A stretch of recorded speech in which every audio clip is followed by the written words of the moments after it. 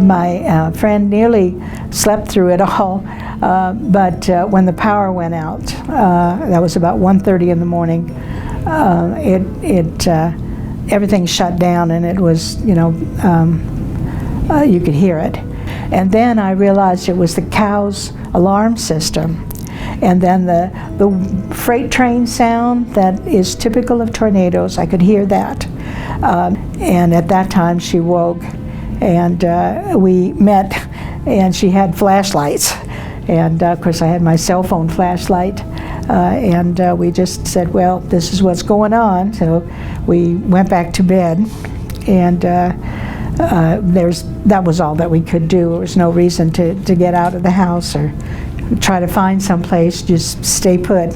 It completely skipped over us.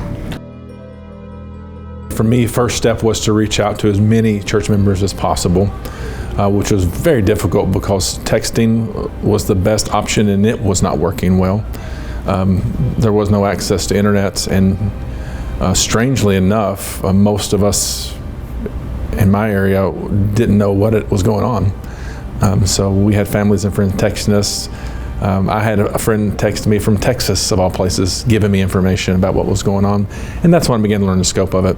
So my first step was to find out how my folks at church were. What I discovered is there are at least 6 folks now in our community, in our church community, who have lost their homes, and I don't know of them. Not all of them will be rebuilt, perhaps. I think now at least some electricity is getting back on, so we'll be able to hopefully find out a little bit more than just kind of passing on, well, I've heard this, you've heard this, to be able to come together and decide what our next step's going to be. Right now I think we're all just kind of scrambling and going, okay, we need this, we need this, we need that, but to get our game plan, I think tomorrow is when we'll sit down and come up with a bigger game plan. Well, one thing I will say to them,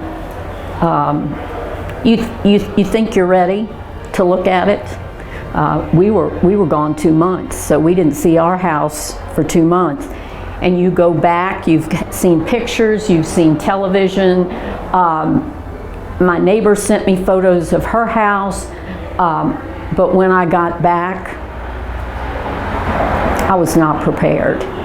And I guess the one thing that I would say is it's okay to grieve about it, because you need to get that out of the way so you can move forward. And you need to accept help. Don't think you can do it by yourself. It's okay for people to help you. So those would be, I guess, more emotional things that I would suggest. Downtown churches have been very good at working together, and hey, we're more than happy. I mean, the help makes it work better. I know the Christian church, we just provided 1,500 meals for Thanksgiving with them, and so I know if any of us say let's team together, you do a lot better if you come together, because you can do a lot more. So I know that would be in the plans once the plans would be established. I know we heard from the other churches at least that none of the churches sustained any damage other than, I think St. James, they had like a little outdoor nativity, and I think that was ruined. But as far as the churches, which is great, and so that's a place, at least refuge, for people to be able to go now, because those are still standing. I know Mayfield Church is not, but at least Bowling Green. Right now, I do know that I'm going to be meeting with our district superintendent and other pastors this week so that we can start working together to organize more long-term ideas and what recovery needs are there. Yeah, after service today, which has been yet another way to get connected with people today that I haven't heard from. I spent a lot of time today asking folks, are you okay? Are your loved ones okay? And one of the gentlemen I talked to is from Maysville. That was his hometown, and I didn't know that. And as we talked, his words to me is, I needed a place to grieve, and I needed a place to cry today. And I said, I hope that's what we're able to do for you. And that's what he needed. And that was affirming to hear. But also know some of the feedback I've heard are those like me who really came through this just fine. And then you go 2 blocks over and someone you know very well, their house is gone, and you can't do anything about it. So there's this sense of, I wouldn't call it helplessness, but there's this sense that this is something bigger than me right now, and it is.